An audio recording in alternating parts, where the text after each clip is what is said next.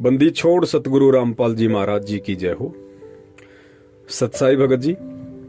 आप जी ने बताया कि आपकी उम्र 20 से 25 वर्ष के बीच है। आप जी ने परम पूज्य सतगुरु रामपाल जी महाराज जी से नाम दीक्षा ली हुई है, भक्ति आप कर रहे हैं। समस्या आपने बताई कि आपका एक लड़की से प्रेम प्रसंग है, रोजाना आप जी उससे बातचीत करते हैं और आपने कहा कि क्या सतगुरु रामपाल जी महाराज जी की भक्ति करते करते उस लड़की से मेरा बात करना क्या उचित है, क्या सही है, क्या मैं कहीं कोई गलती तो नहीं कर रहा हूं। देखिए भगत जी, परम पूज्य सतगुरु रामपाल जी महाराज जी की जो भक्ति है वो ज्ञान आधार की भक्ति है, और जब तक हम इस भक्ति मार्ग में परमात्मा के सत्संगों को सुनकर, उनके वचनों को सुनकर ज्ञान को आधार नहीं बनाएंगे, तब तक हम इस भक्ति मार्ग पे सफल नहीं हो सकते। ये बातें बार बार अपने वचनों में परम पूज्य सतगुरु रामपाल जी महाराज जी भी बताते हैं, और दास भी निमित्त बनकर यही सारे संदेश से भगत समाज को देता है कि भाई जब तक हम अपने सतगुरुदेव जी के वचनों पे अमल नहीं करेंगे, जब तक उनके कहे गए सत्संगों पर हम चिंतन मनन मंथन नहीं करेंगे, अपने दिलो दिमाग में अंतःकरण में उन शब्दों को नहीं बैठाएंगे और परमेश्वर के कहे अनुसार जब तक हम इस भक्ति मार्ग पर चलने की कोशिश नहीं करेंगे, तब तक हम भगत नहीं बन सकते, हम भक्ति मार्ग पर सफल नहीं हो सकते, हम कभी भी परमात्मा की प्राप्ति नहीं कर सकते। उस लड़की से बातचीत करना आपका भगत जी तब तक उचित है यदि आपको लगता है कि आपकी उस लड़की से शादी हो सकती है, तो ही आप उस लड़की से बातचीत जारी रखिए। और यदि आपको लगता है अपने परिवार वालों की सोच के अनुसार, जैसा भी आपका समाज आप लोगों को अलाउ करता है उसके अकॉर्डिंग, यदि आपको लगता है कि वो लड़की ना ही मेरे समाज की है ना ही मेरी जाति की है और उस लड़की से मेरी शादी नहीं हो सकती, क्योंकि इस बात को आपसे ज्यादा और कोई नहीं जान सकता। आप उस लड़की के संपर्क में हैं, आप अच्छे से उस लड़की के परिवार, उस लड़की के जाति धर्म समाज के विषय से परिचित हैं, आपको अपने विषय में भी अच्छे से पता होगा आप किस जाति, किस समाज और किस धर्म से हैं, जो भी परंपरागत है, और आपको लगता है कि हम दोनों का विवाह कभी नहीं हो सकता, और उसके बाद भी यदि आप उस लड़की से एज ए फियोन्सी बात करते हैं, एज ए प्रेमी का बात करते हैं,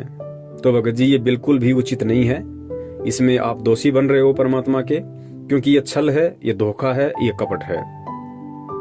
और गुरुदेव ने बताया कि आध्यात्मिक मार्ग में यदि आपके माता पिता भी आपके बाधक बनते हैं तो आप उनका भी कहना मत मानिए, क्योंकि आत्म कल्याण का मार्ग है। हो सकता है आपकी समझ में आ गया हो, आपके माता पिता की समझ में ना आया हो। तो आध्यात्मिक मार्ग में हम कोई भी डिसीजन बिना माता पिता की सहमति के ले सकते हैं, यदि वो सहमत ना हो तो। लेकिन गुरुदेव ने बताया कि जो सामाजिक जो भी कार्य हैं उनमें आप जी अपने माता पिता की अनुमति अवश्य लें, उनकी रजामंदी अवश्य होनी चाहिए, आपको उनसे सलाह अवश्य लेनी चाहिए। तो आप एक बार कोशिश कर सकते हैं अपने माता पिता से ये बात कहकर, और यदि आपके माता पिता इसके लिए राजी होते हैं तो आप उनसे कहिएगा कि आप लड़की वालों के यहाँ जाइए, आप उनसे भी बातचीत कीजिए।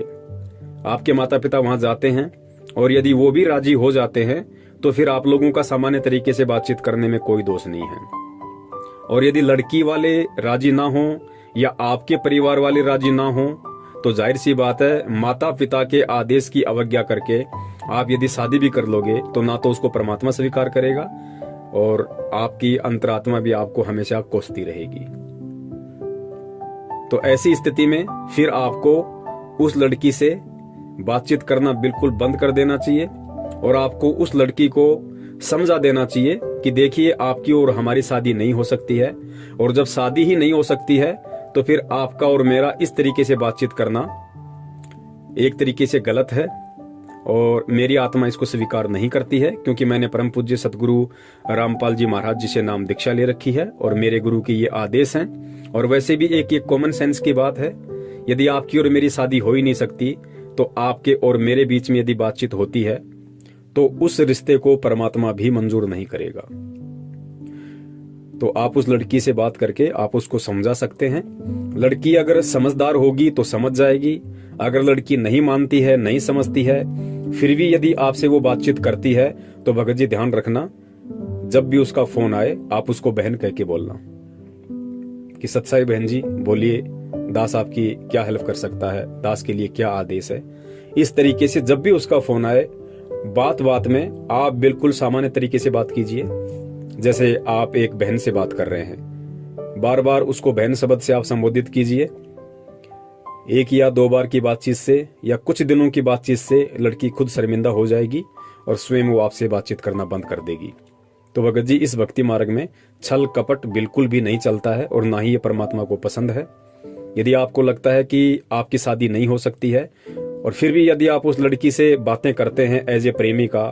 एज ए प्रेमी, तो ये आप कहीं ना कहीं अपने आप को धोखा दे रहे हैं, आप उस परमात्मा को धोखा दे रहे हैं जो इस भक्ति मार्ग में नहीं चलता है भगत जी। तो इन चीजों को आप जी क्लियर कर लीजिए। और यदि आप लोगों की शादी हो सकती है, पक्का है, तो आप सामान्य तरीके से बातचीत कर सकते हैं, उसमें कोई दोष नहीं है। सत साहिब, जय हो बंदी छोड़ की।